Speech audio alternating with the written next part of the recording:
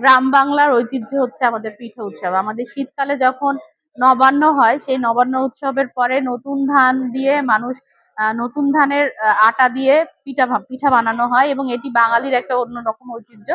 বরাবরের মতোই আমরা সেই ঐতিহ্যের খোঁজে আজকে এই পিঠা উৎসবের আয়োজন করেছি। এবং আমি সকালবেলা যেটি দেখেছি, সকালবেলা অনেকে অনেক আহ প্রতিটা স্টল ভর্তি পিঠা ছিল, কিন্তু এখন কিন্তু সব শেষ হয়ে গেছে। মানুষজন এসেছিলেন এবং অনেক যারা উদ্যোক্তা এসেছেন তারা বলছেন যে তাদের পিঠা শেষ হয়ে গেছে। তো আমি মনে করি সেই হিসেবে এই পিঠা উৎসব সফল। কারণ যেহেতু তারা যে পরিমাণ পিঠা নিয়ে এসেছিল সেই পিঠাগুলো নেই, মানুষজন খেয়েছে।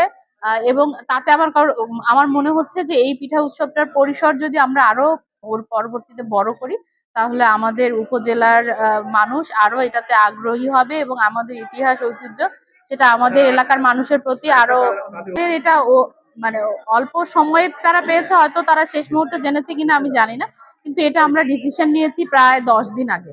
তো 10 দিন আগে হলে তো অল্প সময় হয় না। আমরা বাঙালিরা অনেক সময় হয় কি যে শেষ মুহূর্তে কাজ করতে চাই। তো যাদের এরকম শেষ মুহূর্তে কাজ করার একটু প্রবণতা থাকে তাদের কাছে সময়টা অল্পই মনে হবে। তো আমি মনে করি যে এইসব কোনো ভুল না। এটা নিজেদের প্রস্তুতি যদি সবসময় থাকে, আমরা এই ধরনের সমস্যাগুলো কাটিয়ে উঠতে পারবো।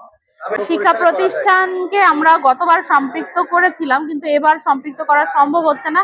কারণ আপনারা জানেন যে প্রত্যেকটা শিক্ষা প্রতিষ্ঠানে বর্তমানে পরীক্ষা শুরু হয়ে গেছে।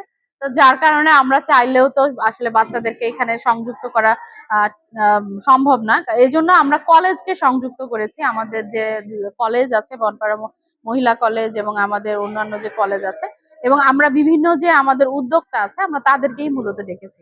এবং আমরা যে মাইকিং করে প্রচারের ব্যবস্থা করেছিলাম, এই জন্য কিন্তু মানুষজন এসেছে, এবং আমার মনে হয় যে পিঠা এই জন্যই বিক্রি হয়েছে। তো আমাদের উদ্দেশ্য যে আমাদের এই গ্রাম বাংলার ঐতিহ্যটাকে মানুষের সামনে তুলে ধরা, এবং যাতে এই উদ্যোক্তা যারা আছে তাদের পরিচয়টা মানুষের কাছে তুলে ধরা। এবং এই উদ্যোক্তাদের মধ্যে অনেকেই এরকম আছেন যাদের নিজস্ব ফেসবুক পেজ আছেন, এবং তারা সেটি দিয়েও কিন্তু বিজনেস করে থাকেন। যেমন আমাদের উপজেলার একটা আমি বলি যদি জিআই পণ্য হতে পারে আমাদের রসুন। তো আমাদের একজন উদ্যোক্তা কিন্তু রসুনের আচার তৈরি করেছেন। তো এটা তো অনেকে জানতো না। আজকে এই পিঠা উৎসবের মাধ্যমে উনি কিন্তু নিয়ে এসেছেন, এবং আমরা এটাতে আগ্রহী হয়েছি, এবং আমাদের অফিসাররাও কিনে নিয়ে যাচ্ছেন, দেখেন এখনো কিনছেন। তো এবং আমি নিজেও তাকে বলেছি যে আমি 2টা নিব। তো এটা আমি মনে করি যে এই ধরনের উৎসবগুলো হলে মানুষের কর্মসংস্থান আরো বাড়ে, এবং মানুষের মধ্যে আরো আত্মিক সম্পর্কটাও তৈরি হয়।